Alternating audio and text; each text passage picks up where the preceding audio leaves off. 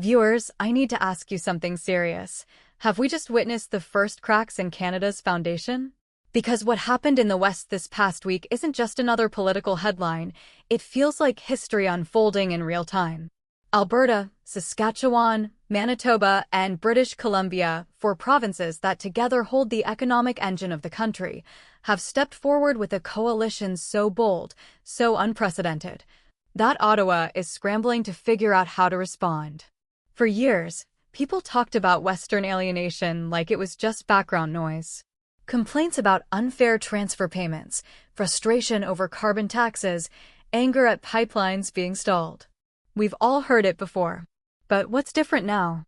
This time, the West isn't just complaining, it's organizing. It's uniting. And that's what should scare Ottawa most. Think about it.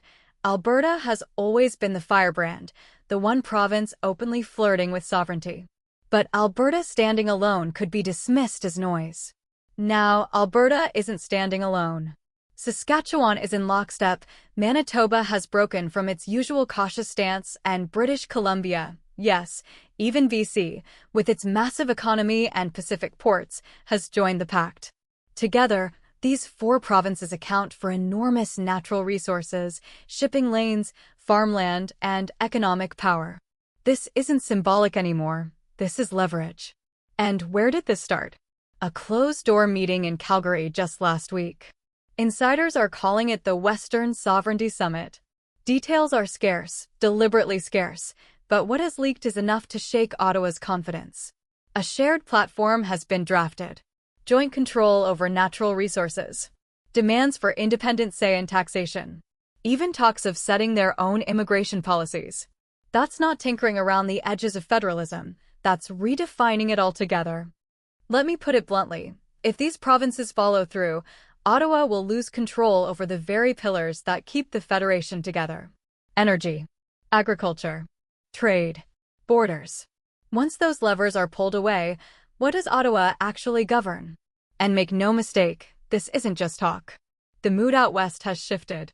Alberta's Premier Danielle Smith is already telling crowds every option is on the table.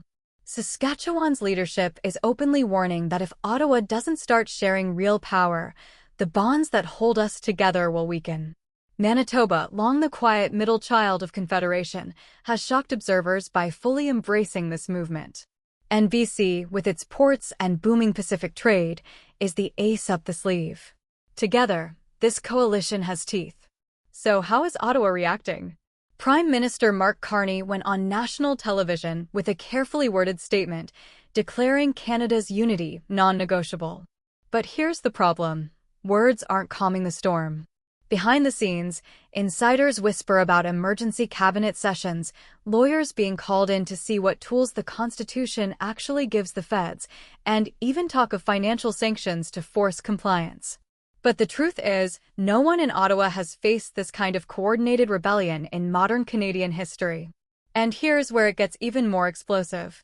It's not just premiers and politicians fueling this. Grassroots movements are surging. In Alberta, in BC, in rural Manitoba, in the small towns of Saskatchewan, you're seeing massive rallies, packed town halls, and protests with signs demanding not just autonomy but independence.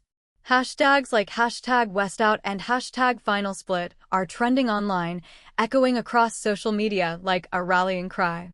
Now, think of the consequences if this keeps building.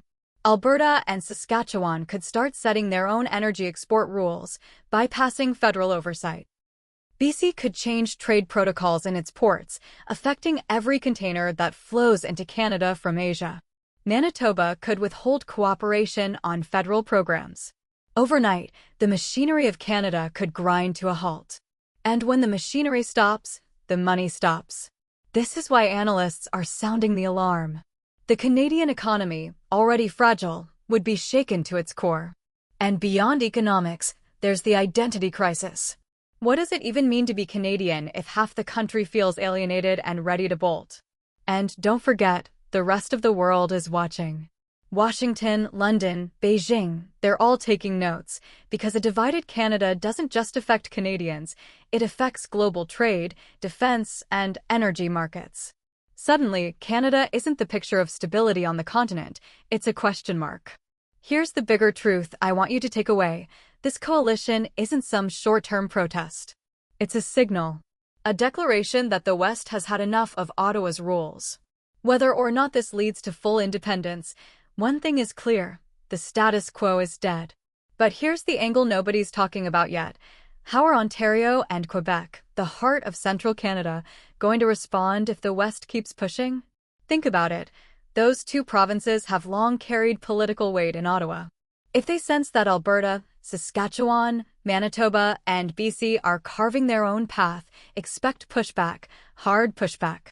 Quebec especially knows a thing or two about separatist movements, and insiders say some Quebec politicians are quietly frustrated. Their message? If Ottawa bends too far for the West, what about us? That's the domino effect Ottawa fears most. And south of the border, let's not forget President Donald Trump. He's watching this play like a hawk. Sources say Washington is already evaluating what a fractured Canada would mean for U.S. trade, energy security, and defense. Some even speculate that Trump, with his America First mantra, might welcome closer ties with breakaway Western provinces, especially Alberta, with its oil reserves. Imagine the shockwaves if the White House started hinting at deals with a Western bloc instead of Ottawa. And now, the burning question: are we heading for the breakup of Canada? Or will Ottawa finally make concessions big enough to bring the West back into the fold? Right now, it's too close to call. But history is being written. From Alberta's oil sands to the wheat fields of Saskatchewan, from Manitoba's prairies to BC's ports, people are realizing their provinces might hold more power than they thought. Viewers, I'll leave you with this. We are living in a moment that will decide the future of this country for generations. If you care about what happens next, and you should, make sure you're paying attention.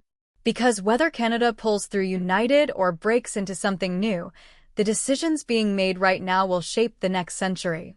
Stay alert, stay engaged, and don't forget, in times of upheaval, information is your greatest weapon. If you found this eye-opening, subscribe and hit that notification bell so you never miss an update. And share this with your friends and family, because every Canadian needs to know what's really happening behind the headlines.